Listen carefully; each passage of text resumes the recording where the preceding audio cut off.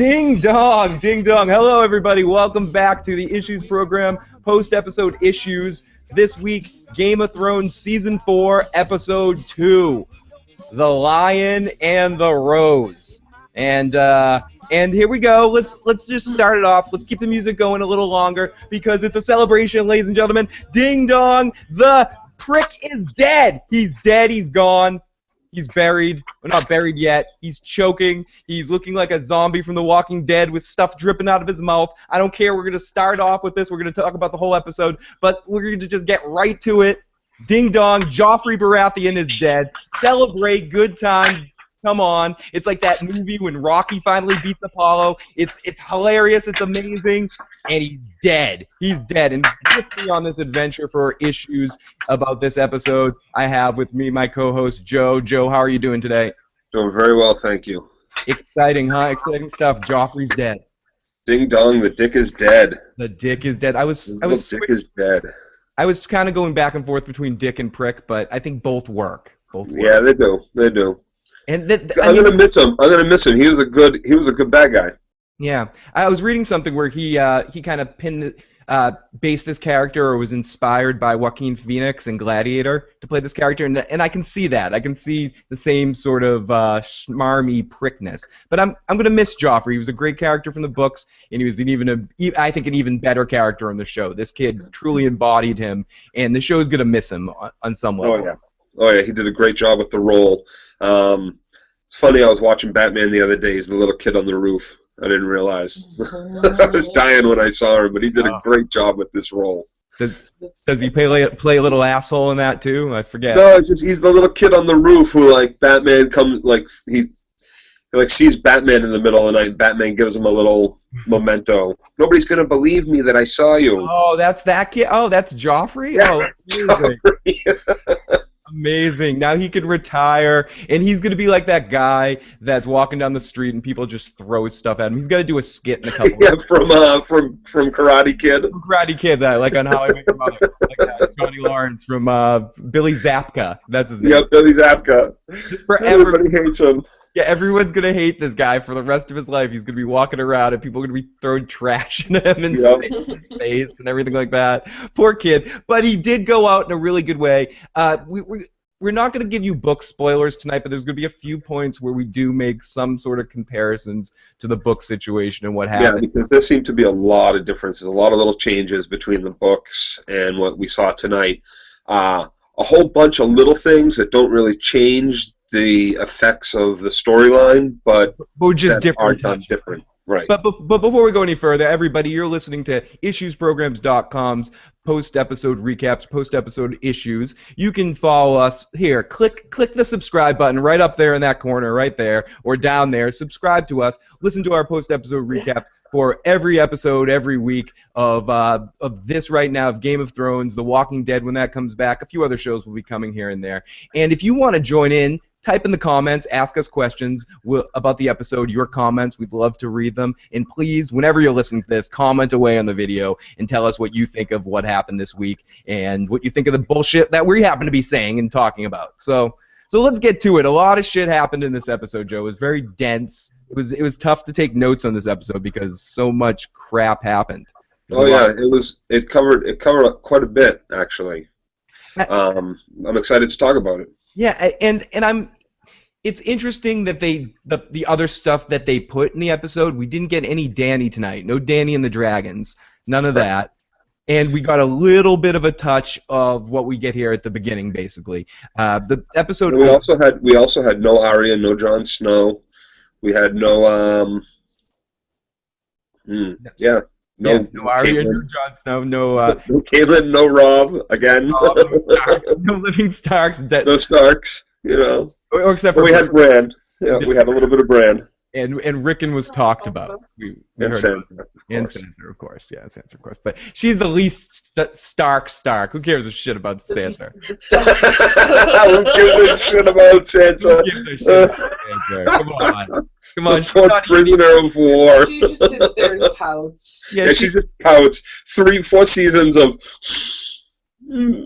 She's sitting at King's Landing eating lemon cakes. Lemon cupcakes, or whatever she's eating. She's being tortured by Joffrey, almost raped by the crowd in King's Landing during the revolt, withstood the siege of the insurgent King Stannis.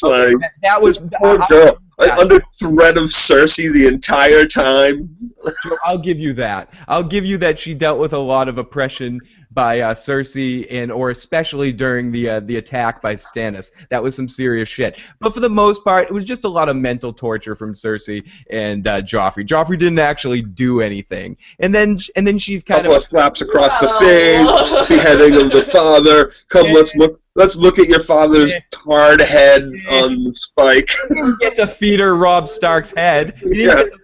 Didn't strip her nude in public in the court. No. Beat her with a sword. She got it lightly compared to some stuff that Joffrey's done to women. If we would have really compared the stuff that Joffrey's done to women, yeah, she could have been one of the brothel girls sent his way. He didn't rape her on the wedding night. He liked to fuck with her mind more than that. I just wanted some kinky foreplay. That's all. Speaking of kinky foreplay, let's get into the beginning of this episode. We see, speaking of the kinkiest group around, maybe the kinkiest group around, maybe the Red Viper might warrant this. I'd love to see Ramsay and the Red Viper go out for a night, but we see Ramsay, Snow, this girl Miranda, and Reek hunting another girl. Was that one of the girls that was one of the hookers that was with Theon? Was it, or have we never seen this girl before? I'm not sure. Miranda. I wasn't sure who the other girl was either. Her name was Miranda. Ramsay referred to her later as Miranda. Okay. So anyways, they're hunting down, and with some puppies. We get puppies barking, and when the puppies barked, my dog kind of perked up in that scene. They were cute. They were cute. They were very well trained too. Lotus loved the puppies. She was very interested in that part of the show. So the girl gets shot by an arrow, and Theon's there being called Reek. Speaking of a good little puppy, right there with the dogs. One of the dogs. Good Theon. Oh, good Theon. Yeah, good Theon. And he's shivering too. He's got a little twitch going in the background. Exactly, as the dogs rip them up, and we get an interesting little back and forth between Miranda, one of the girls from Sex and the City, there with the bow and arrow, shooting the other girl, going, "Oh, you're very pretty. Oh, you're not pretty anymore. I'm going to shoot the arrow in your face." And I don't know why I made her Irish, but whatever. I thought she was someone that Ramsay probably just had sex with, that the other girl got upset about. So Ramsay and her decided, okay, well, let's go kill her then. That was a definite possibility. There's some messed up stuff going on at the Bolton household. I mean, definitely some weird shit. No doubt. There's a lot of beards going on, and there's a lot of weird stuff going on at the Ramsay household. So after the poor Reek situation, we go off to Jaime and Tyrion. Finally, we get Jaime and Tyrion, and we get an extremely funny scene that more Jaime being like Woody Harrelson in Kingpin. With the hand. The big giant hand flopping around the table, knocking stuff over. There's a lot of really funny sight gags in that scene with Jaime knocking stuff over. And basically, Tyrion's just going on about, he's like, my brother's starving himself, he won't eat, my wife's wasting away, eat the pig, Cersei loves pigs ever since a pig killed Robert. Can't get enough. And they were eating, of course, you couldn't help but notice this is right after the scene with Ramsay and Reek there, and what's Tyrion eating, of course? A massive... I can't really make it on camera how big, but massive sausage, to remind us, of course, again that Reek lost his little member. Podcast. That was up there. There you go. I'm like, it's massive. It's I gotta wear the crown in honor of Joffrey. In honor of quick Queen Marjorie. Yeah, that was amazing. We'll get to second king gone. You want to lose your kingdom? Marry that girl. Yeah, she's a curse in and of herself. Yeah, don't. Marjorie has some hocus pocus on her woman part going on down there. Or not really, because none of them got to have sex with her yet. Maybe right. We have one kid that would rather kill small animals, and the other one just isn't into that kind kind of thing. So it's a funny scene with Tyrion and Jaime. We get what I wanted last week, but it was worth the wait. Jaime's upset. He says he can hardly wipe his own ass. How can he protect the king when he can hardly wipe his own ass? Jaime says, why fight? Just lead. Be like our father. He's like, I'm not like our father. I'm a fighter. When people find out that me, the biggest wise ass in the Seven Kingdoms, can't fight, they're going to all want to beat the shit out of me. If someone finally found out that like Bruce Lee broke an arm or something, all Bruce Lee's enemies would be at his front door and knocking the door being like, oh yeah, you think you're cocky shit now? I'm going to kick your ass. And yeah, they wanted to kick his ass when he was at full strength, never mind at half strength. Exactly. Or no strength. And knowing that Jaime would be in that position, he knows that he's going to be the target of pretty much every wannabe badass coming at him, basically being like, "Oh, Kingslayer, you're missing an arm. I'll kill you now," And he doesn't want to deal with that shit. But Tyrion says he needs a discreet swordsman to really train and learn how to fight with his left hand. And then we get a very interesting scene with Jaime and Bronn. Bronn saying, "Jaime, I want to comment about the tender brotherly moment that they have. No, we really see Tyrion trying to extend a helping hand, so to speak. And life's filled with our little setbacks. We don't cry over spilled wine. We learn. We pick up our goblet. He's really trying to make a point to his brother, like that he's really there for him, and none of this shit matters. And it connects to something you were talking about last week, and it's really true that Tyrion really does. It's what he's saying to Bran after Bran gets thrown out of the tower and loses the ability to use his legs.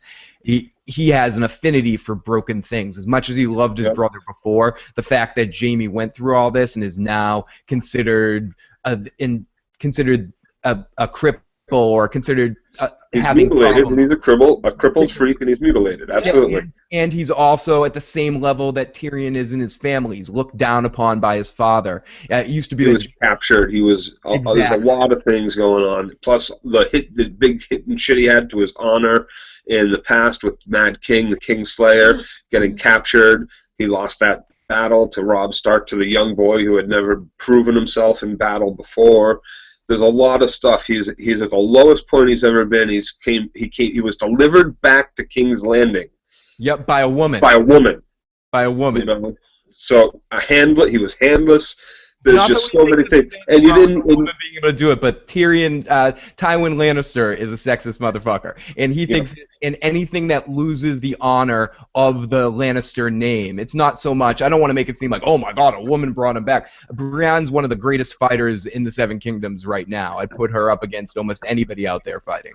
She is, but the rest of the world doesn't care about any of that. Yeah, she knocked the flower in the dirt, and she was beating the Kingslayer, but he had been a prisoner. There's a lot of things. The rest of the kingdom isn't going to see her as being this great warrior. They see her as being a woman, period. Lady Brienne, period. She's the daughter of a lord, period. The best thing she did fighting-wise was when she publicly defeated what's his name, the young Tyrell. She knocked the flower in the dirt there. Yeah, she kicked. Grandmother said to him, "You knocked my grandson right in the dirt." Yeah, good for you. That was probably the best public show of her. Yep. Because she became one of King Renly's King's Guard with that. One of the Rainbow Guard, I think they called it, or something like that. Mm-hmm. Yeah, the Rainbow Guard. Okay, I'm not touching that. So thank you. I mean, I'm not touching that. So we go over to Bronn and Jaime in a training scene, and Jaime and Bronn's like, "I hear you shit gold like your father. I'm here to train." And Jaime's like, "Oh, I don't want anyone to hear us messing around here. This has got to be private." And Bronn's like, "No, this is where I fuck a knight's wife. She's a screamer." And you're not gonna, no one's gonna, we do it right here, no one hears us, we're gonna be fine. Bronn's gonna spar with him, teach him, in a sense it looks like he's gonna teach him how to fight dirty like Bronn teaches him. Jaime's gonna teach him how to fight, period. He's gonna teach him how to win in battle. Bronn fights just as good as any knight. He doesn't need to be laid up with armor to do so either. And that's exactly what he's gonna teach teach Jamie. He's going to teach him all the basics. This is one of the differences between the book and the TV show, too. I'm pretty sure that it wasn't Bronn and it wasn't Tyrion that sets Jamie up with someone to get this is battle. part of what we're someone he's comfortable with on his own. This is part of what we were talking about last week, where since Jamie's there early, they have to do other things with Jamie. Right. At this point, they have to kind of preempt some of the stuff that happens with Jamie later. And I correct me if I'm wrong, people listening, who helps Jamie train. I have no memory of it being Bronn in the books. And I could be incorrect. It's been a long time since I've read them or listened to them. It's not him. So I'm pretty sure it isn't Bronn. And it's an interesting scene, though, and Jamie's like, Jamie voices what you know he's thinking, that, oh my god, I wish I had my right hand, and I'd kill you right now. And Bronn goes, hey, you're going to grow it back? You think it's going to grow back? And, no. Fantastic. He doesn't pull any punches with his swordplay with Jamie or with his words. He's Bronn. He's Bronn to the end. He's treating Jamie just like he treats Tyrion. He knows that he's above him, and he knows he really doesn't want to piss him off, but he's not gonna kiss his ass either. Yep, and I couldn't help but think at the end of all this, we need a montage. Like the setup at the end looked like we were about we were gonna kick into the montage of Rocky music. Dun dun dun dun dun dun dun dun dun. Look, listen, Jamie, if you can catch that, you can catch that. 6 weeks later, you see the beard growing on them both. I kind of miss Jamie's beard. I miss the. But then we have new Daario, who kind of just looks like bearded Jamie. So. Yeah. Yeah, we don't have Daario. No, we're not gonna talk about new Daario. I hate new Daario, but we'll get more into that later. Different episode. I don't know if I had enough old Daario to care about new Daario. Yeah, I hear what you're saying. I guess I think that new Daario or old Daario had a different look about him that separated him from a lot of different kind of characters. My initial instinct with new Daario is that he looks a little bit too much like the standard Game of Thrones character, like Jon Snow, like Stark, like Jamie with the beard. So he's a little bit more forgettable to me. Whereas the other guy was very specific looking, so I knew, and especially if you're not going to do Daario like he was in the books and give him a weird blue beard or something. Right, which I was disappointed with that they didn't do that. I'd rather him have more of a unique look. But back to this episode. Off to the Boltons, and we meet the new Frey wife, where Bolton talked about him before, a heavy wife, so he can get lots of silver. And they greet each other, and we finally see Roose Bolton dealing with Ramsay. Son. Yeah, dealing with his bastard son Ramsay. We finally get to see the two of them interacting, and basically Roose isn't too happy with what he's done with Theon. He's not too happy that he took Theon's parts and messed up everything. And he thinks this is gonna all screw him all up with his interactions with the Greyjoys, and that.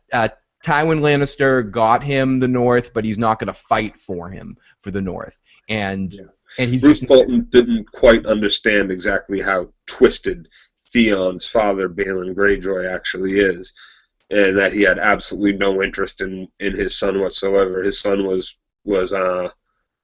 kidnapped by the Starks and brainwashed over the last 20 years, 15 years.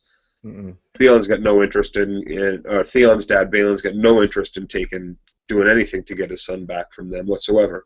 I also think it's connected to a line that we got at the end of last year when Roose says to Walda Frey, old man Frey there, he says to him something like, Ramsay has his own way of doing things. I think Ramsay, not to mention the fact that the Greyjoys don't really care that Baron Greyjoy doesn't give a crap about his son when it comes down to it. He also did it a different way. He starts to explain to his father that, but no, we have Theon now, and the way Theon is now Reek, quote unquote Reek, he'll do anything I say. I own him. He'll never betray me. He's my bitch. Yep. I own him. You don't understand what I did. We flayed this guy. We horrified him. We cut his balls off and other things too. He will not betray me at all. Like, he'll stab his own father in the neck. And he proves it to him. He proves it right. Right then and there. Yep. And he proves it not just by the shave, but by what he says during the shave. He finally breaks the news to Theon that his brother betrayed brother, but brother is For dead. all intents and purposes, brother. You know. Exactly, for all intents and purposes, his brother, because that's all Theon knew, and to Theon, that was his brother, the brother that he feels like, as he admitted last season, I made a mistake. I shouldn't have betrayed Robb for my father. Robb was my family. Ned Stark was my real father. Yep. And we talked about the scene, but Reek basically gives Theon a razor. It's almost akin to the Color Purple scene when Whoopi Goldberg's being forced to shave Danny Glover after he's beaten her, and she just can't do anything about it, and he just verbally harasses him in front of his father about Robb Stark being dead, about just about everything, and slice his throat. Dares him. And he just daring him to cut his throat, and he doesn't. He just basically acts like a whooped Reek and gives up. He heard Ramsay's father say, "The flayed man's on my banner, not yours." Not your banner. If this is his son, his father might be a touch worse. Exactly. And what he did is he gave up the one piece of information that he had left that he was holding on to. He gave up Jon Snow. He said Jon Snow's at Castle Black. He gave up that Bran and Rickon were alive in that scene. Yep. He had already told Ramsay. It was basically to let Roose know that the two of them were alive. And Theon basically gives up Jon Snow. Says Jon Snow's at Castle Black. You guys should go to Castle Black. If Bran and Rickon are alive, Jon Snow will know where they are. So Theon again backstabbed the Starks again. He gave up Jon Snow. I mean, him and Jon Snow were never really, really close. They obviously had a contentious relationship, but still, come on, Theon. At that point, grow some balls, or I guess you can't. I guess. Speaking of that doesn't grow back. It doesn't grow back. He's not a starfish. Even though they are island people, they do not have starfish powers in this land. They do not pray to the Lord of Light. Maybe they should pray to the Lord of Light. They pray to the drowned god instead.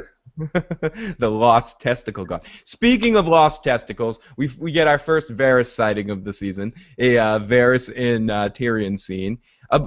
Talking about the spy stuff from last week, where the spy that reported to Cersei about Shae and Tyrion's interactions back and forth, and Varys, basically Tyrion's asking Varys to lie for him and help him out in the situation, and Varys is like, listen, I can't help you. I believe in your cause, but I can't help you because do you think that, and we get a little bit of this throughout the seasons, people mentioning this. I feel like we get more of this in the book than in the show. People being like, how can Varys be in the position he's in? Look what he came from. He's a eunuch, and he's sitting right there in the royal table, right there in the council. And how can he be there? They're looking information is power. Exactly, and they're looking for any excuse to get Varys out of there, and he knows that, so he's not going to help Tyrion. He's not going to back the losing side if he thinks he can lose. It's the same reason why he's a holdover from Targaryens, from Targaryen's court. Targaryen has a lot of dealings with the free cities, and the family's been in power and has treaties all over the world. Never mind just in Westeros. So this is someone that has connections on the other side of the narrow sea, in Essos, whatever it is. Easteros. Yeah, what is the pronunciation of that? I don't know. Easteros, whatever. I always just cross the narrow sea. Yeah, cross the narrow sea, the Dothraki Sea. Okay, I can say that. So he's got all these connections and political and business connections and trade lines to all these other parts and spy routes that he was able to convince Baratheon too, not just Targaryen, in order to stay in the court. So he definitely has a purpose that is deep rooted in political and just trade secrets and information that he's been allowed in the underground. That he's been allowed, like he says in previous seasons, all the little people, all the servants, all the cooks, all the potty chambermaids, and all these other people that are around, the landscapers, they hear shit. The lords and ladies talk like they're not around, and all of them get paid by Varys for the information that they've heard.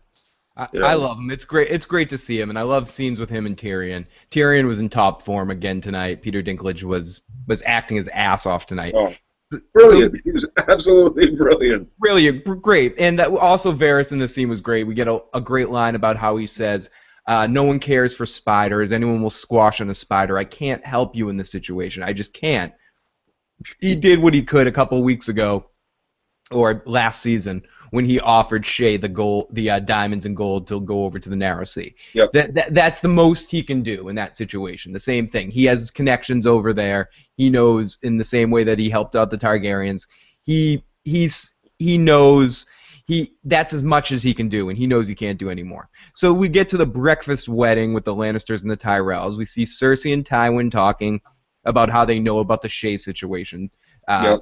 And her filling in Tywin about it and what they're going to do, basically. I think Tywin said something about, we'll hang her after the wedding, or something like that. Oh, no, he said to send her up to my chamber before the wedding. Before the wedding. Okay, send me up to her chamber before the wedding. Yep. Now, Tyrion gives Joffrey... Tyrion sees this, too. Yeah, Tyrion does see He's been talking and looking at Shay and all that stuff, so he knows right then and there that something must be up. It's go time. It's go time. Yeah, he knows it. He knows it's done. It's dun. Now Tyrion gives Joffrey a book to read about the history of the kings, history of different kings. Oh, the little snide bastard is pissed too. Because isn't this you give me a book? Oh, isn't it a book of like bad again? Isn't it a book of all like the crazy kings though? Isn't it like learn from the mistakes of these guys type of book? No, it's just a book. I think it's about 4 distinctly different types of kings. Okay, so Joffrey actually thanks him and says thank you. Now that war is over, it'll be really good to learn about history, and this will be a really good. No, he doesn't. He says, no, he doesn't. He says, thanks. Yeah, okay. Now's the time for wisdom. You fucking little shit. How dare you give me a book? I do not love this gift. Take a seat, you fucking little prick.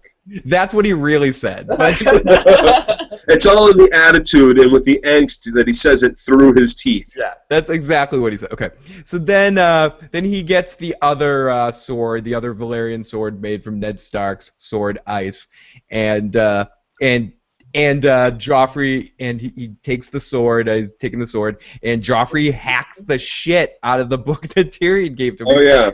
He comes all over the sword and destroys that book, shreds it. It's a whack-a-mole game. He's playing a whack-a-mole game with it. Did you get a feeling that Sansa sensed ice in that metal? Yeah, she sensed her father in there. Like she felt it. She felt it inside herself. Steel. Yep. She knows her father. Yeah, she knows her father's had the Valyrian steel, absolutely. So. Yeah, and she knows that, and she also probably just has that sword, or the blade of that sword as ice has such connection to the Stark family. There's some magical stuff going on there. It's gotta be. He has some sort of sense. And after he beats the crap out of a book with it, which is probably the only fight Joffrey. The only thing he's ever actually murdered. The only thing he's ever actually beaten in his life. He defeats a book in a duel. Congratulations. You did it. He goes, what should I name the blade? And everyone yells. He decides to name it, I believe, it was hard to understand, but Widow Wail? I think it was Widow Wail is what he names the sword. And Widow's Wail. Widow's Wail, the Widow's Wail. And he says every time I swing this sword, it'll be like cutting Ned Stark's head off all over again. Oh, Sansa loved that line. Oh, she loved it. She was like, oh God. At this point, thank you for taking my father's life, you wonderful man, you. At this point, you got to think she's like Freddy Krueger's mother after the 70th guy, you know, the bastard 100 maniacs. After the 70th one, she's probably just like, you know, her eyes just roll up into the head, and you just pass out at that point. Sansa's got to be getting to that point where all this just kind of bounces off her. She's gonna end up being toughened by all of this. I don't think this is gonna destroy her. I don't think she's going to kill herself. I think she's going to just use all this as fuel, is my feeling. But whatever, we'll see. Story just getting started. Yep. So we go off to after the breakfast, after we see Shay kind of walking away, and and Shay, does she finally get it? I was thinking in that moment, watching that scene when Shay's watching Joffrey go crazy on the book and that whole situation, I kind of thought maybe she's gonna get it. Maybe she gets it now. And she was gonna like tell Tyrion, I understand. But we go to Tyrion and Shay, and I'm sorry, listener, that was saying I was being sexist about this. Shay again is just being a dumbass right here, and just comes off as like someone that's just overly horned up. She's like, come here, my lion. Let's have sex again in public in the daytime in Sansa's room. Well, I gotta say this too. In her defense, she's someone that is in a world and from a world where her vagina and her female parts are the power that she has. They're what gets her money. They're what gets her shelter. They're what gets her men to do things for her to survive. So it's been a long time since she's been able to inflict herself upon Tyrion in this manner, and she feels like she's losing control and she's losing Tyrion and the golden ticket that she's got. I understand that, but I feel like she should be a little bit more empathetic of what's going on in Tyrion's shoes right now. Just looking at what he's going through and realizing that her life is at stake. These people aren't fucking around. Didn't Tyrion at least probably tell her what happened to the girl that Cersei thought was her? I mean, come on. He's trying to protect her. He really is trying to protect her. He's not I mean, eventually we'll lead into the scene. I just want to we can just talk about this after I say what happens. So Tyrion and Shay, and basically he's like, I'm married now. My wife is white fangs her. What? He white fangs her. Yeah, in a sense, yeah, he does. He totally does. He's like, you're free, get out of here, I hate you, go away. He does everything but roll up a newspaper and smack her on the nose, for crying out loud. He white fangs her. He totally does it. That's actually in my notes. I said it's akin to throwing rocks at a dog to go away. But it gets to the funny thing where he's just like, he just starts yelling at her, well, how many men have you had sex with? You think I can have kids with you? You're a whore. You're nothing but a whore. And this is different from the book too, because this sets up motivation for future actions. Yeah. That is different, in my opinion, than how things unfolded in the book. This is very different. I don't believe this scene takes place in the book at all, and it's quite a lot. I think this is a completely different scene. Yeah. This fundamentally changes things to the point where like they changed Sam Tarly when he didn't get the birds off, or when I think some other things they didn't say. Doing is Stannis having sex with the Red Queen, like fundamental character changes here. We'll get to that in a second. But I think ultimately, right here, what this was to do was ultimately Shay needs to disappear and leave for a while, and before, especially leading up to the beginning of season 4, they really set up a little bit too much of a love affair between the two of them, and set them up to have real chemistry, and made it seem like they really did both love each other and have a love for each other. And Tyrion does the White Fang thing because he loves her. No, I understand that, but I feel like in this season, I'm not so much talking about Tyrion, I'm talking about her and her motivation. She hasn't shown much love for him at all this season. And setting up to the point where I don't want to talk about what happens with her from here on. I'm just talking about to this point, as far as we know, she's gone. She's crossing the narrow sea and going over to Eastros. And that's what I was saying. We don't see the love that she gives to him, because all that love and all that cuddling and love that is between them is post-coital or pre-coital.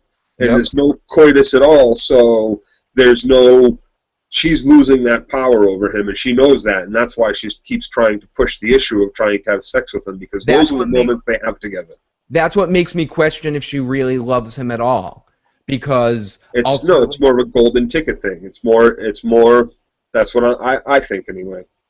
It's sour. It's difficult to completely talk about this, because I think it's one of those cases where if I was watching the show, having never read the books, I'd probably have a completely different opinion of Shay than I do, and that's what I'm trying to look at it from. I'm not trying to use book Shay as any influence on how I'm anticipating her actions, because it seems like they're setting her in a completely different direction in some ways. So I don't I don't know what's going to happen here on. And we can talk about this more as the season unfolds and we see if we see her again or if she ends up again in the Dany story because she's going over to Easteros right now. Like, whatever's going to happen, we'll deal with that as it comes. But I think they had to put this White Fang situation in. I like that, Joe. They had to put this White Fang situation. Or even didn't Arya do this with her dire wolf at one point earlier where she was... She White Fanged her direwolf too. White Fanged her direwolf too, and so there's precedence for this in the which got Sansa's direwolf killed. Yeah, see what happens. So hey, we'll see if there's a preempt for something in the future. So I feel like it was just what they needed to do to get Shay out of there in that situation, setting up for Tyrion to be alone. Tyrion smashes things. He basically sets up Bronn, and he tells Bronn that get her on the ship. Take her to the boat. Make sure she's gone. She slaps Bronn. He follows her out there and says a funny line to Tyrion as he walks out. And Tyrion smashes things, and that's the end of that. So we go off, and I want to get through this part quickly. We go to Melisandre burning people for the Lord of Light. One of them. Yeah. I'm gonna let me yada yada this part. And Stannis' wife's brother. It's basically to set up how much Stannis' wife is feeding into this. As much as Stannis is kind of like, yeah, the Lord of Lights let me kill some of my enemies. Whatever gets me my kingdom. Yeah, exactly. Whatever gets me the kingdom. The wife is totally drinking the Kool-Aid. She's all about it. Yep. She's like, oh, Lord of Light, you can do anything. Screw my husband, whatever. Oh, yeah! Burn my brother. Go ahead. Yep. Cleanse my brother. And Davos seems to be the only logical person in the universe in this storyline. The only voice of reason. He's just like... If you want to be a king, Stannis, you have to be a king. You can't be this fucking murdering... Yeah. Torturing people on the beach. What the fuck is wrong with you?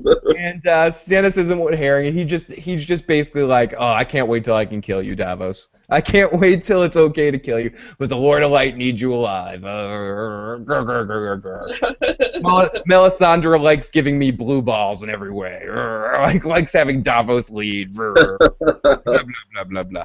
So we get to, this is to set up a very awkward dinner where we find out that Stannis doesn't really like fish, or his wife doesn't like fish, but Stannis really likes horse. But the best thing that his wife ever eats... He really likes horse. He likes the horse binding glue. Yeah, he likes the glue from books. He wants to make soup out of it. That's what we got out of that. But what we really got was the best meal that she ever had was eating seagull.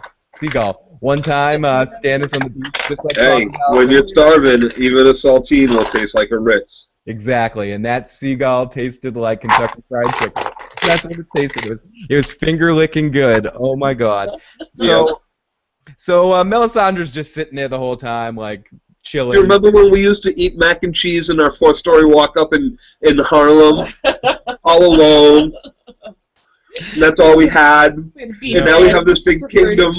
We used to eat seagull. Now we have this fish. Great fish.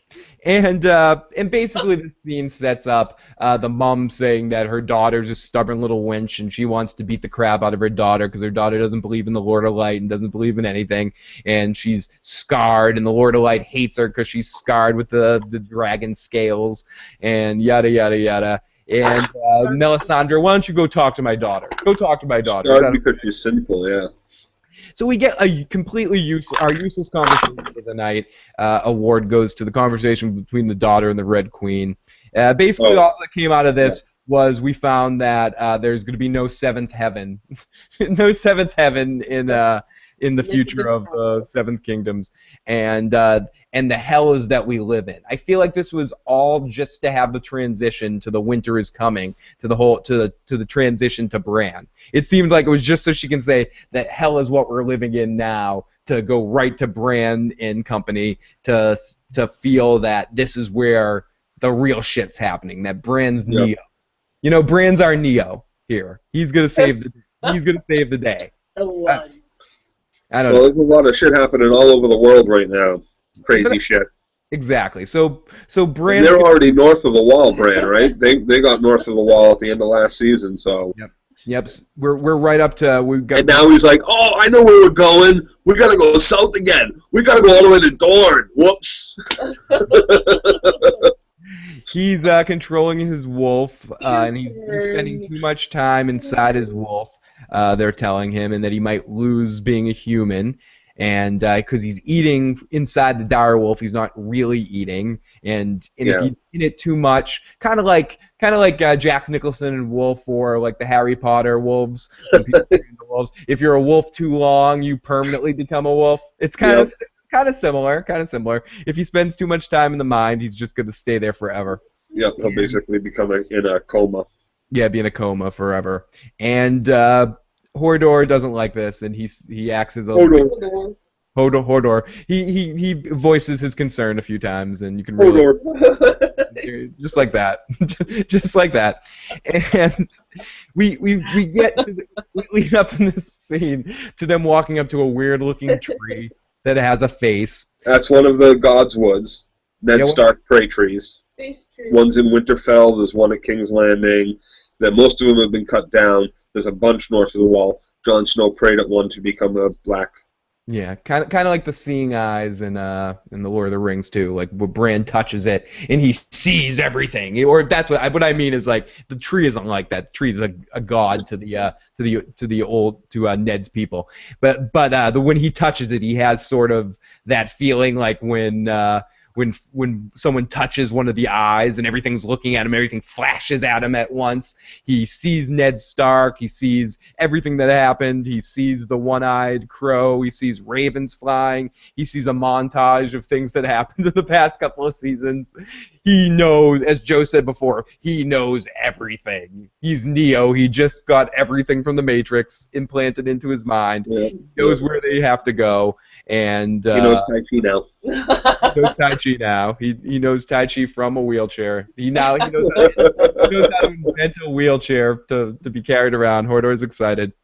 And he says, get a message. He got a message to look for me beneath a tree. It's actually north, they tell him to go. It's look for me beneath a tree north. So he said, I was just kidding because they've been heading north, really north. We've been going north this whole friggin' time. Now we're gonna go north, really? Oh no! We need you to go back to Dorne. No, I can't. Yeah. So finally, at the end here, we go to the wedding of Joffrey and Marjorie. They're officially married. We have a new queen. Lady Olenna. Yay! Let the kingdom rejoice. Yeah, it's happy. Happy times. Lady Olenna is looking on. She doesn't look too happy, but she's looking on. And with a kiss, he pledges his love of killing little small children and little animals. No, and he pledges his love. Now Cersei says over to Tyrion, there's a new queen, and Tyrion says, anyone's better than you. And we get a little scene with Tywin and Lady Olenna talking about how the wedding costs too much money and complaining about weird, crazy stuff. But I feel like this was just for one moment to, again, remind us that the throne's in debt to the Iron Bank. And Lady Olenna makes a comment to him that he's like, I don't worry about the Iron Bank. And she goes, you're smarter than that. They're kind of like you guys, except they don't pay their debts, they collect all their debts. Or I forget how she words it, but it's essentially that's exactly how she words. Yes, it's perfect. And right after that, we have a Bronn and Tyrion scene where Bronn is basically like, Shay's gone, she's on a ship, Yumi and Varys are the only ones that know where she is. She's safe. She's gone. Drink till you feel like you did the right thing. Yep. And we see the Red Viper and his paramour for a second. Yeah, no, because he was really worried. He was really worried, Tyrion, that someone followed him, that Shay didn't make it out, because he knows that Shay's life was completely in danger. And that's just another thing that he was saying, that he white-fanged her. He didn't mean any of those things he said at all. Now the question comes, is Bronn bullshitting him and let her just walk off and expected that she left and Tywin and Cersei got to her first, or is she gone? No, Bron's smart enough to know that he does what he's supposed to do, what he's paid to do. And the moment he stops doing what he's paid to do, his very life is in danger. Well, someone else could pay him more. Well, someone else could pay him more to do these things too, but you know, and that's possible. You know, he is a knight now, and he was knighted by Tywin, not Tyrion. That's true, but you got to feel like, in some level, he has some sort of loyalty to Tyrion. You want to believe that, but again, you never can tell. He is a sellsword by nature and heart. So Shay did slap him on the way out.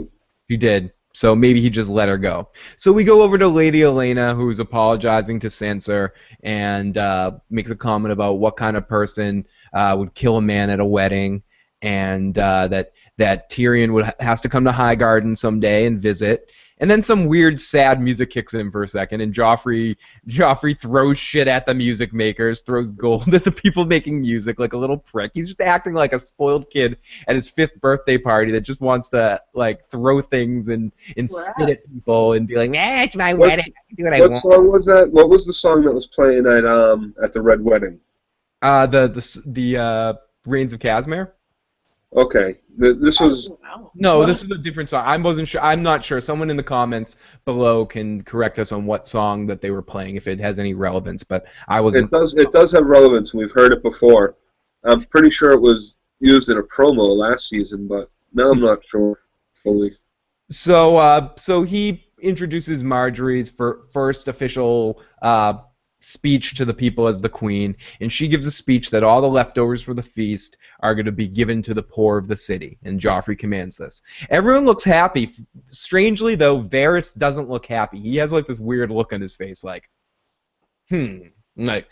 But I don't know why. Maybe it was just he's unhappy at the whole situation, or he was just anticipating the events that are about to happen. He sees it for exactly what it is. He sees that it's a power play, that it's a... You know, they're buying the love of the people. He knows that you need the love of the people more than anything in order to run a kingdom, to control a kingdom. And he sees it for exactly what it's worth, not because she loves the poor, because she desperately needs to feed them, but because it's a good way to get the city on your side, to approve of the union, and to garner favor amongst the poor people who are the ones that support your city. I agree with you on Joffrey's end, but some part of me thinks that Marjorie and the Tyrells aren't the nicest people in the world in all ways, but do really care about the poor and do really want to help people out. I guess that's my read on the Tyrells, but I see what you're saying. I see what you're saying, especially from Joffrey. I think he's looking at it because the way she says it, she says this was from Joffrey. This is Joffrey has decided to do this. Well, of course, everything is always from the king, and you always say that anything that's going to benefit, and by talking up Joffrey is talking up her. She's queen now. She needs everybody to love Joffrey. But I do think that she actually gives a shit. I get maybe. We'll see. We'll see.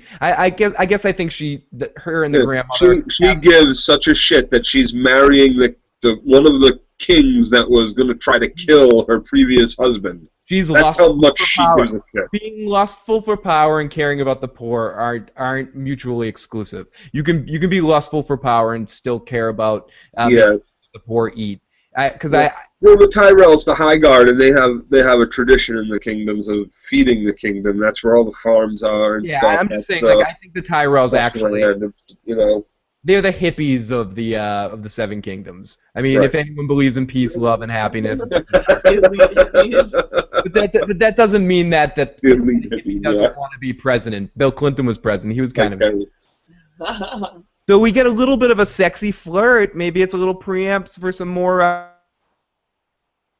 and a little bit of happiness going on with Loras and the Viper, giving a little sexy eyes back and forth from across the party. Little sexy time eyes, and then a funny conversation between Jaime and Loras about their wedding. He says, Jaime says to him, if you marry Cersei, she'll kill you in your sleep and then murder your children. You'll never marry her. And then he says right back to Jaime, guess what, Jaime? You'll never marry her either. Gives him a little tap on the shoulder. Yeah, great job, Loras. And that, I think, was a little bit of an also shout-out to something Jamie said earlier in the episode, that Loras being probably, again, in the top, if we were doing a top 5 or 6 fighters in the Seven Kingdoms right now, Loras would be in the, you can put Loras in the conversation. And he's definitely top 10. Definitely and again, he was the, we don't necessarily know this, but you gotta kind of figure it was him in Renly's armor that helped storm King's Landing to defeat Stannis. Yeah, and you got to figure that he's maybe not. I mean, Brienne beat him, but he's up there, and he uses this as a way of being like, listen, Jamie, I can talk shit to you now. Yeah, there's no reason why I can't talk shit to you anymore. I can kill you easily now. Yep. And basically it's a really funny scene right from the beginning with Loras flirting with the Viper. It was great setup. And then we get our Brienne sighting. Brianna meeting Joffrey. Wait, did you see when the Oberon and his mistress came in and greeted with that happens a little bit later. That happens with when he greets Tywin. Okay, no, well, was that when he walked in and they saw the contortionist on the table? Oh, I did make passing reference to that. When Tyrion's walking by, we see Oberon for like a second, and they're just staring at the stripper. The contortionist. The contortionist, whatever, the stripper. And let's call it for what it was. It was a stripper. So, thank you, HBO. So Joffrey calls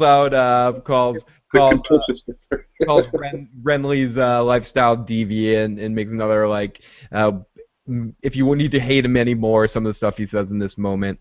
And we get a funny Cersei and Brienne and Marjorie interaction where it's kind of awkward. And then Cersei kind of chases after Brienne and's like, listen, you're a lady no matter what anybody says. Thank you so much for saving my brother. And Brienne says, no, Jamie saved me and came back for me and starts saying all these awesome things about Jamie and getting starry-eyed. And Cersei doesn't like this one bit. Her teeth, she starts to show her teeth, calling her a flip-flopper, calling her, being like, it looks like you're serving this person, now serving my brother. Do you love my brother? Do you love my brother? And Brienne just gives her a cold, no-comment stare. Yep. Beautiful. And for whatever it's worth, if Jamie really... spoiler alert, that I imagine... Not spoiler alert because I know anything that's going to happen, but this is prediction time. Cersei's going to bang Jamie in the next episode. Just because of Brienne. Just because of this Brienne situation. Just to stake her claim. To make sure that... Or she'll force Jamie into Brienne's hands to prove a point that Brienne is not her. There's gonna be some Cersei mind games coming very soon. Of course, that conniving woman. Immediately, this is happening. Doesn't she freshly in the next scene start with the mind games immediately? She turns around and right away. Pycelle. She starts fucking with Pycelle, telling this girl that's sick to go to that other doctor that doesn't smell like. What'd she say? Pycelle smells like dead cats. Yeah, doesn't smell like dead cats, rotten flesh, and she just basically bitch talks because she's feeling all jealous and angry right here, and Cersei just strikes out at the first person closest to her. No wonder why Joffrey's the way he is, and basically tells him that she's pissed at him, that she'll beat the shit out of him, or just to sum it all up, that she'll make his life a miserable hell. No, if you don't feed the food, the leftover food to the dogs instead, I'm gonna feed you to the dogs. Exactly. Doesn't basically take the food that Marjorie said, and he's like, no, the queen said to feed that to the poor. No, feed it to the goddamn dogs. Feed it to the dogs. Yep. So then we have Joffrey playing with his fool. Joffrey says a gold dragon to anyone that knocks his fool's hat off, and that's the same guy that gave Sansa the necklace in the early part of last episode, or the later part of last episode. And this is where we get our Red Viper and Tywin interaction with Cersei too. Cersei makes a backhanded comment because she's in full bitch mode right now, that she never met a bastard girl before. A sand. Yeah, and overall, she's met a snow. She's met whatever the fish people, the river people, the waters, or whatever. She's met a bunch of bastards before, but she's never met a sand.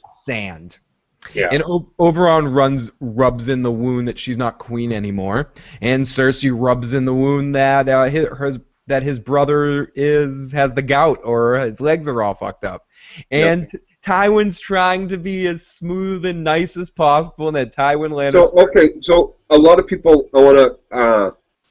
asked the question last week about why would this guy come to the wedding whose sister was murdered, whose niece and nephew babies had their heads dashed against the wall and everything. And this is what Tyrion had set up. He knew that there was uneasy peace coming, that they needed these people on their side because they have such a strong kingdom to begin with. So strong that the Targaryen rulers always allowed them to call themselves princes and things like that. So what Tyrion did was send Cersei's daughter, Joffrey's younger sister, to Dorne as not a prisoner, but as like, we want you to hold her, raise her, teach her how to be a lady and all that, whatever they do, like almost what was done with Theon. Theon. Correct. So that's why he's got the ability to go there and act kind of above everybody, and even though he is, sleeping with a bastard woman, and he's not even... But life is a lot different down there. Bastards aren't as downgraded in Dorne as... Correct. Everybody's a product of love, and everybody's treated with respect and things like that. And also, Tyrion mentions this last episode, and I think it needs to be clear that they didn't expect Oberon. They expected his much nicer older brother. The older brother's known for being a little bit more friendly about the whole situation. Obviously, he's probably upset about it too, but he's not a renowned warrior in the Seven Kingdoms. Right, he's much more political. He's much more diplomatic about it. He knows that the Dorne wouldn't be able to sustain a long, drawn-out war, that lots of people would die. It's not worth any of that. But there's also other motivations for not going and sending Oberon as well, because there is unanswered for business, and he makes reference to it in that episode when he tells the story how the Mountain is the one that did this. The Mountain is the one that killed the children. Lannister. He blames Tywin Lannister, but he knows that it was the Mountain that did it. Yeah. And so ultimately it's going to be on the Mountain.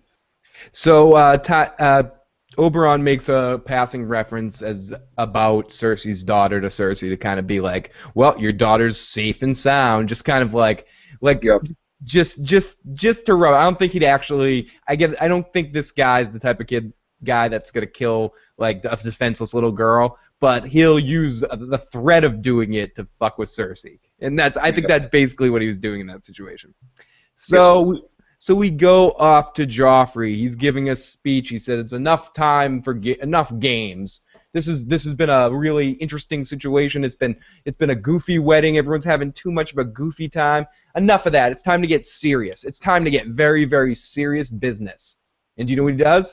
He brings out a bunch of dwarfs dressed like all the kings from all the kings, like Stannis, Renly, Robb Stark, and himself, and he does this ridiculous show, completely embarrassing all of his enemies and embarrassing himself. I'm talking about to the point where he has at the end the Joffrey person like having sex with Robb Stark's head and stuff, like doing the a humping motion of the head.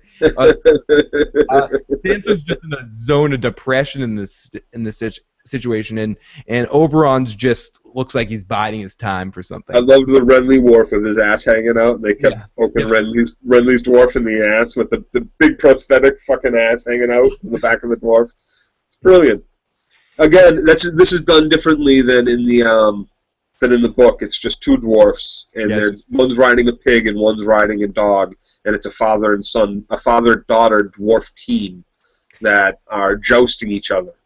It's all about, though, in this one, it's all about what Joffrey inevitably ends up saying here, because Tyrion calls over Pod and whispers to him to give each one of them 20 gold, that they're not going to get paid enough, and you could never pay any of them enough for the humiliation that they're suffering in this performance. And this is something that Tyrion's tried to run from and distance himself from his entire life. He's tried to elevate himself above that, to educate himself, to be the smartest man in the room. And this is a complete dig at his character. And just to make it worse, Joffrey says the thing that I think was the most hurtful thing in this whole situation, probably the reason why he said it. He says, "Come on, Uncle. I'm sure they have a spare costume. Why don't you get in there?" Yep. And that was just the whole mood starts changing. But Tyrion, to his defense, or was doing a great job in this moment holding his shit together. He's just trying to be so respectful and saying the right thing in the right place. He's just started, except for this, he's a little digging here, talking about his bravery on the battlefield when Stannis attacked, knowing what actually happened when Joffrey got carried off. They both know exactly that Joffrey ran away and went to go see his mommy up in the tower, and didn't once do anything but shoot more than crossbow bolts from behind a big stone wall, you know. It was akin to a situation like a verbal genius talking to just like a big dumb jock, and someone's being like, "Oh, well," and Tyrion's just like insulting him, and Joffrey knows that he's insulting him, but he can't compete with him at that level. So Joffrey's just like, and then he just goes and pours a glass of wine in his head, like, "Hey, I'm just gonna pour a glass of wine in your head. You're stupid." Yep. And how did you like the way, side note, how did you like the way that the wedding was set up? Did you see the big gold lion in the background, like the 15-foot tall? I didn't see the other side of the big setup, all the people sitting up on the main table. But was there a big flower maybe on the other side? I didn't see, but there was definitely that huge gold lion. I'm sure the gold. I think there was flour under the lion. I think the lion was taking a shit on the flour. I think was happening. So it gets really tense between Tyrion and Joffrey here. It's like a face-off, two mad dogs kind of looking at each other, and he just keeps pouring wine on him. And he goes, "Uncle, you're gonna be my piss boy for the night, or my wine guy, but you're my piss boy tonight."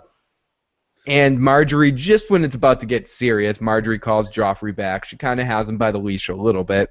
And she says, "It's time for my dad's toast. Come here." And he's like, "Come here, cupbearer."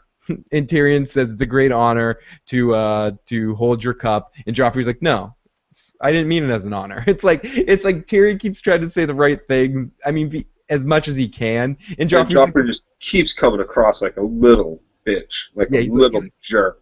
Like even more of a jerk than ever. He's just like, "No, this isn't an honor. You're an asshole, and I don't like you." And I didn't mean it as an honor. He asks him for his goblet. Sansa picks it up and hands it to Tyrion, and Tyrion fills it up and gives the cup to Joffrey. And then we get our kneel before Zod line from Superman 2. We get Joffrey being like, "Kneel before me, kneel before Joffrey Zod." Yeah. And just as he's about to put him down to kneel him, a giant pie comes out, and Joffrey's like, "Oh, it's time for pie. I get to kill small animals." Marjorie calls attention to him. So he goes and he slices the pie. It's important to note that everybody in the whole place is completely uncomfortable. Everybody thinks this is absolutely disgusting, except Cersei's kind of smiling. She's getting off on it. She's loving it. Tywin is like, "Oh, he's embarrassed."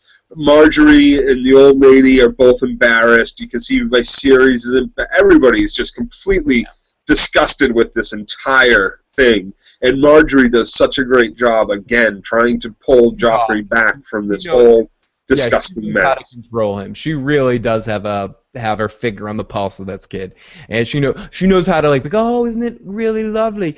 Guess what, Joffrey? I'm gonna put doves in the cake, so when you cut it open, you can kill a few."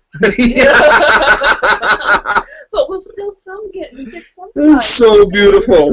She's so happy. He takes out his Valerian steel sword. I'm surprised he didn't go straight through the table with the thing. I thought that was gonna kill him. I got the spoiler that he was gonna die. I was like, "Oh, that's gonna kill him when he slices through." But anyway, so he slices through a couple of doves, and Sansa asks Tyrion if they can leave, and they start to leave, and Joffrey takes a bite of cake and he yells, "No, Uncle, you're my cupbearer. You can't go away. Hurry up, give me more drink. My pie is dry. Give me drink." Yeah, he starts insulting the food. The food's bad. Like, Yeah. What a jerk! Like it's not just that. It's not good pie or anything. It's bad pie. He's saying it's dry. It's pie. And Joffrey drinks some more, and he says, and Tyrion's like, "Listen, Sansa wants to go to bed." And then Joffrey coughs a little bit, and he's like, "No, she's staying right where she is." And then he starts coughing some more, and he looks like he took a really bad hit of some weed or something, and he's just coughing and coughing and coughing, and and he starts to choke, starts like choking. Somebody help your king! She goes, "You idiots!" Lady Olenna goes, "You idiots! Someone help your king!" And Joffrey lies down on the ground, and Cersei and Jaime go to him, and they start trying to help him. And Tyrion's just laying there, kind of looking at what's going on. And then the Fool Knight, comes up to Sansa and goes, Sir Dontos. Yes, Sir Dontos goes, "You want to get out of here? You got to get out of here now." And No, he doesn't say "do you." He basically says, "Come, let's go now. Now's the time. This is where you can go." In the books. There's a lot of Sansa and Dontos moments when she goes to the Godswood. There wasn't just one time where he pokes out and hands her a necklace. There's a lot of back and forths between the two of them. They build a relationship. He promises her that she's going to get him. That he's going to get her out of there, escape on the ocean, and all this stuff that they kind of just glossed right over. And suddenly he's, "Come on, let's run." Yeah, and she trusts him enough. And that's kind of strange. A lot of people are going to think, I kind of think in context of the story that HBO has put on for us, that's really strange that knowing what she knows about everything about this family, not just Joffrey, but Cersei also, how evil she is, to trust that Dontos, this fool knight, this drunk, this man that has nothing, who she saved the life of, so that must mean that he is even lower than she is, and she's going to just, jump off the platform, run away from her evil in-law family, and escape from King's Landing somehow through the King's walls, the King's guards, all these things that seems a little far-fetched that Sansa would be dumb enough to do that, not having built up their relationship the way it was built up in the book. I'm kind of disappointed about that, and I think a lot of fans of the show are going to be like, "What the fuck was that?" Yeah, there's a couple other things that were a little different, and I'll get to that in a second. And also, I want to say that, guys, anyone who's left a question in the chat room, we got 3 questions lined up. Once we're done with the recap, we will get to any questions you have. So if anybody else has any questions, please send them into the chat room, or you can email me at IGotIssuesMan, or if you want to leave your voicemails or text messages at 781-990-8509. You can always do that during live shows if you happen to check in during the live show. Thank you very much for checking in during the live show. But get any more of your questions in on the chat room. I'd like to thank Chris Hatton, Carrie Hansen, and Chris Hatton again for your comments so far. Thanks, guys. So we go back right here at the end. As Joffrey starts to turn into a walker, as it looks. Oh, yeah. Didn't that look like he just turned into a walker? Fans everywhere must have cheered immensely and rejoiced. And he points with one hand with his last breath over to Tyrion. Was he pointing at Tyrion, or was he reaching for another drink? For another drink, because he needs to get something, like, when he needed to wash something down. That goes to one of the differences that bothered me, Joe. A slight difference. He didn't rip his throat out. Yep, he really starts ripping it in the book. He really starts tearing into his own throat. Tearing his throat out. Which was the sign of poison, because it wasn't just that it was something wasn't in there. It was that his throat closed up.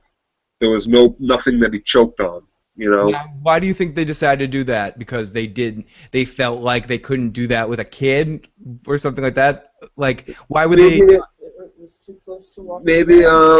Close to The Walking Dead, did you say? Yeah, too close to The Walking Dead. Well, I don't know. Did we see anybody tear their own? Nobody tore their own throat out. I don't know. I guess I wonder why they changed that and why they just had him sort of choke and pass out. I thought it would have been a much bigger, bolder end to Joffrey Baratheon rather than just like I found it satisfying. Well, in the books, when he describes the tearing at his own throat, does it necessarily actually? Was it more metaphorically that he just kept jabbing at his throat, clutching at his throat? My memory of reading it, I remember it saying that he actually physically tears his own throat out. But I could. Okay. But again, it's been a long time since I read the book. It's been like 2 years, so. I'm almost going into this as someone that doesn't know, that has the books as like a distant memory in my mind. Again, people listening to this throughout the week can correct us in Please the comments below. We can't learn nothing if you don't correct us. So basically, like the Riddler, like Jim Carrey, you can't kill the Batman. They won't learn nothing. Batman. So. I'm wearing a Batman onesie in celebration of the wedding. It's a celebratory night. So then basically Joffrey turns into a walker and passes out, and they stab him through the head. No, they don't. And he's bleeding out his nose. It's a great scene. Great scene. It is a great scene. His eyes are hemorrhaging. Even they did a great job with the makeup. His pores, I don't know, I want to sound all CSI. His reticular hemorrhaging in his eyes, and his capillaries and his cheeks all burst, and he had blood coming from his ears, maybe some cerebral fluid. It was very well done. It was really cool. And then at the end, you see one eye was kind of like, and the other eye was he got googly eyes. Now, Joe, where do you rank this on the bad guys getting their comeuppance in movies? Oh, I loved it. I think all of America loved it. Everybody's been waiting for Joffrey to get his own. I think the only thing that is going to upset people is nobody gets credit for it right now. They've blamed Tyrion. They've blamed Tyrion, but as far as like, we don't know who it was that actually gets the satisfaction of their own personal satisfaction of killing that little bastard. And to end the episode off. Well, we know who it is. No, because she gave a little look at to end the episode off. Oh, I missed the sly smile, so to speak, that Marjorie's mother. What's her name? Watches. I don't know. What did she do? She watches Tyrion. She actually watches the cup as Tyrion picks it up and smiles. So maybe she had something to do with it. Yeah, there we go.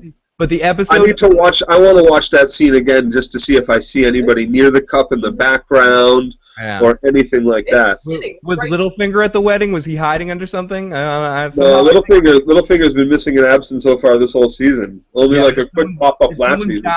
If someone's dying at a wedding, Littlefinger has something to do with it. I know he had his hand in the red wedding.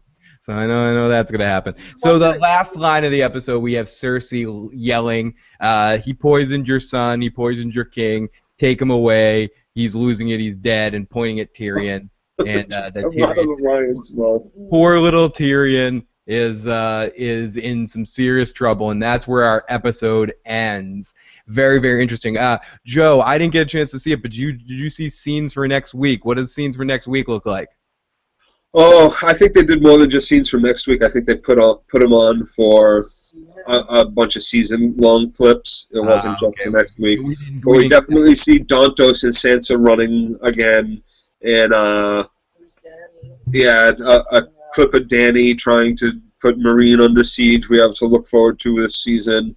I don't really remember too much more after that. Okay, nothing really important on that. Quick and cryptic. You know how it is. Okay, so let's get to a couple of questions. Now, first question was, who the heck was burning? As far as Stannis wished he had better food, not yet this far in the books. Didn't know if there was any significance to who was being burned. And we mentioned that the people that were being burned, one of them was his brother-in-law? His wife's brother, correct. Yeah. His brother-in-law, Stannis' brother-in-law.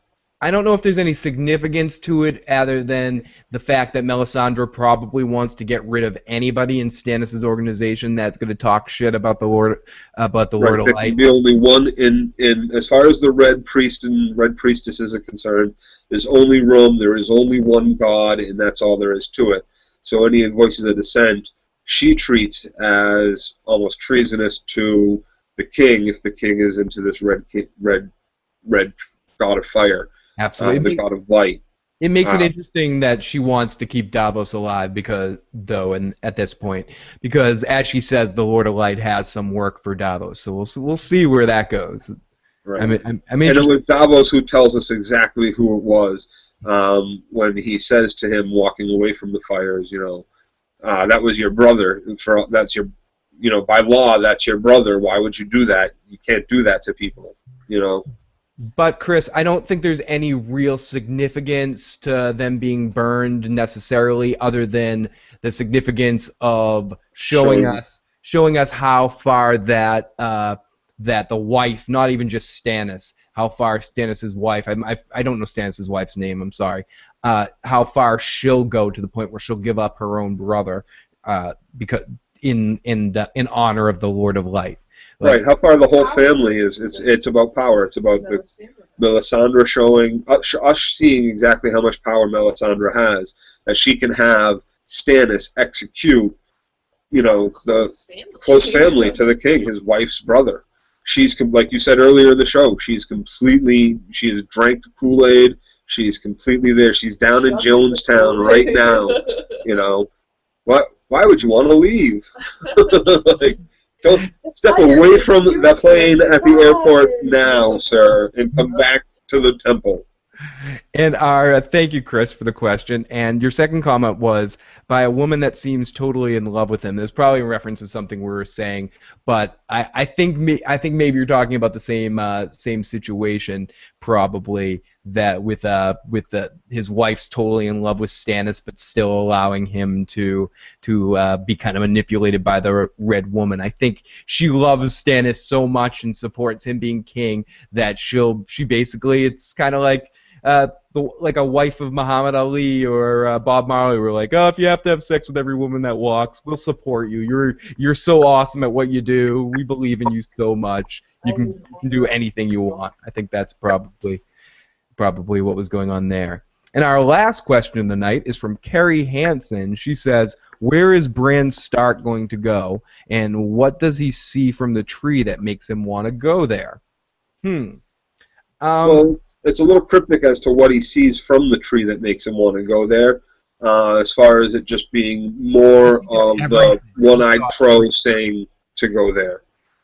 I think it's safe to say that Bran can connect his mind with everything, and trees are probably some of the oldest things on the planet, or in this universe or in our own universe. Trees have been there for so long. Think about a sequoia tree that is, exactly. 2,000 years old. And especially a tree, exactly, that's been around since the first man and that they've prayed to and everything like that.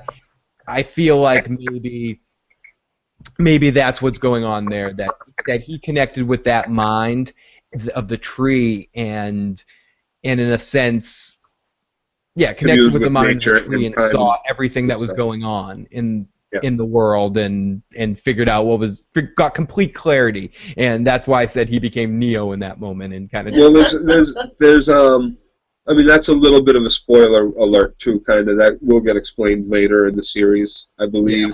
Yeah, we got to tread around a couple of these answers. But it's interesting to say, because I was going to bring it up earlier when we talked about White Fanging Shay and how Arya had to White Fang her own direwolf. Is that her whole time after she leaves King's Landing to right up until now, where she's with the Hound, she has dreams of running with a wolf pack, like a lot of little wolves and one really large wolf, and she has these dreams constantly throughout this entire series that they don't kind of get into here. So it's fair to say that all these Starks kind of can commune a little bit in their dreams, and that it's more than it's more with Bran. We get more of that, and it's like this other warg that's north of the Wall that Jon Snow had all this interaction with. Bran is kind of much more than all of these characters. Yeah, he is a Stark from very old, one of the families that still worships the old gods, the gods' wood trees, prays in front of these trees. Yeah, his father prayed in front of these trees with faces every day for a long, long time. It's kind of what the Ben Seaver, Jonathan Brandis looking guy that I don't know the character's name, was saying to him last season, that he's more powerful than any of them. He has the power not just to warg, he has the power the Mother Petrelli from Heroes, where he can dream and see the future too. Right, he jumped into a person's head. That's really powerful. That's really powerful. Even though it was Hodor, who doesn't have a full capacity. We don't know. Hodor's mind might be sharp. Pikachu's mind sharp, and all he can say is his name. Hodor is just a really smart Pokemon. We don't know. He's a giant Pokemon breed. That's what he is. But we'd like to really thank Chris Hatton, Carrie Hansen, and one other anonymous commenter during the show for your questions and comments. Make sure that whenever we're doing our show live or anytime you're listening to this, leave comments below. Please also subscribe and check out our show every week as we come back and bring you Game of Thrones recaps and some more shows along the way as time goes on. We'll have even more shows here on post-show issues, post-episode issues. So I think that's that's good for this week. We could talk more, but I think it's a good place to finish and get ready for next week and see the fallout for Joffrey's death. I'm so happy the son of a bitch is dead, Joe. Oh, Tyrion, God bless death of Joffrey. But Tyrion is. May the seven rejoice. Yes, and Katie, I'm a little worried about Tyrion too. I'm worried about him being in a bad situation, because ultimately, when it really comes down to it, at this point in the show, Tyrion's our hero. It's And that's one of the things you said was different. Jaime wasn't there in the books for that, was he? No, not at all. No, Jaime. He didn't see any of that. And we can finally talk about this. I guess that's one last thing I want to say. That I talked about this a lot last show and I treaded around it. Jaime wasn't at the wedding. Jaime wasn't aware of everything that happened. So it's going to be interesting to see how this differs going forward with Jaime being in the situation, because it seems like Tyrion's the only member of his family that seems to give a shit about Jaime wholeheartedly, so I doubt Jaime's going to let this go on. I seriously doubt Jaime's going to believe that Tyrion killed Joffrey. I just have a hard time believing that. Excuse me, I got the hiccups, because I have a hard time believing that. He knows he's the one person that really truly knows his brother. He doesn't see him as a dwarf or anything. He sees him as his brother, and he knows exactly the kind of person he is. And he doesn't, in the books, he wasn't able to believe anybody who told him that it was Tyrion that did it. And I think it's going to be even better for us knowing that Jaime was there. Yeah. And still won't believe that his brother did it. It's going to be very interesting seeing the fallout to this and seeing everything else is going to happen. But we will be back next time. Let me rewind this stuff. Hey, rewind there. Rewind music. You're supposed to start at the beginning. Oh, I hate when that happens. But everyone, thank you very much for listening and checking out our podcast. Please leave your comments below. Subscribe. Check out my website, issuesprogram.com, for all other post-episode recaps. You can see links to all our shows, but you can see it all here on YouTube. So no reason to even leave YouTube. Just check it out. You watch The Walking Dead? You watching catching up on the season? Watch all our recaps. Watching the second half of Breaking Bad? Listen to the recaps. Check it out. Thank you, everyone, for all your support. Seriously, we're overwhelmed with the amount of support from the videos. Keep it coming. Thank you. We'll talk to you guys next week. Thanks. Peace out. Later.